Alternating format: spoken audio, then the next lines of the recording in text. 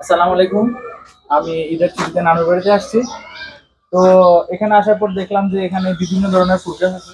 এখানে নানুর বাড়ির গেটের মধ্যে বাগান বিলাস আছে, অন্য পাশে অপরাজিত দেখলাম। তো আমরা নিজেদের মধ্যে কথা বলতেছিলাম যে আসলে এইসব ফুলের শুধুমাত্র সৌন্দর্য বর্ধনের পাশাপাশি অন্য কোনো হেলথ বেনিফিট আছে কিনা, থাকতে পারে কিনা। তো এই সম্পর্কে বিস্তারিত জানার জন্য আমি ইনভাইট করব বিশিষ্ট কৃষিবিদ আমার মেজবানটি হাজেরা বেগমকে। অসংখ্য ধন্যবাদ।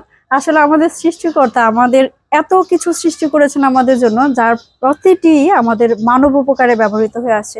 এই যেমন অপরাজিতা, অনেকেই হয়তো জানে না, এই অপরাজিতা ফুলে প্রচুর অ্যান্টিঅক্সিডেন্ট রয়েছে, যেটি আমাদের রোগ প্রতিরোধ করার ক্ষমতা বৃদ্ধি করে। তাছাড়া আমাদের যে স্কিন আছে সেই স্কিনটাও সুন্দর করতে সহযোগিতা করে।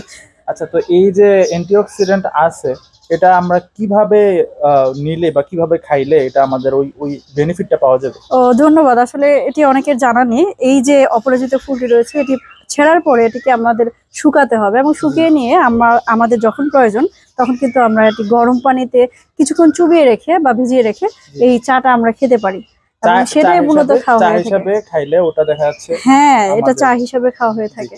তো আমি আপনাকে বাগান বিলাস সম্পর্কে কিছু বলার জন্য অনুরোধ করব।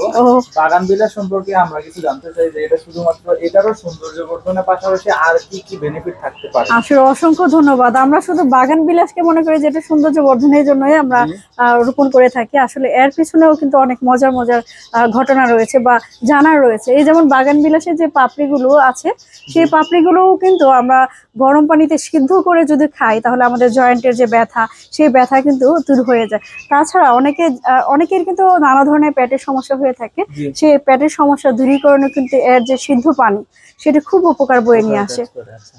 তাছাড়া আরো মজার বিষয় এটি, আসলে এই যে আমরা যে ফুল গাছগুলো আমরা রোপণ করেছি দেখেছো তুমি, তো প্রত্যেকটি ফুল গাছে কিন্তু খুব একটা যত্ন করতে হয় না।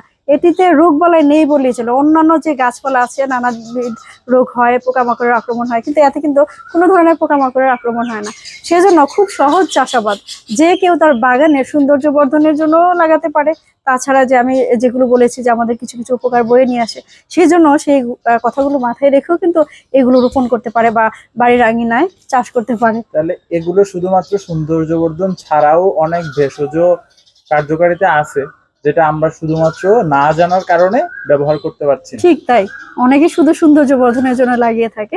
আজকের ভিডিওটি দেখার পর আশা করি তাদের খুব উপকার আসবে বলে মনে করছি। তো আমি আশা করি আপনারা দুটি গাছ সম্পর্কে বিস্তারিত জানতে পারছেন।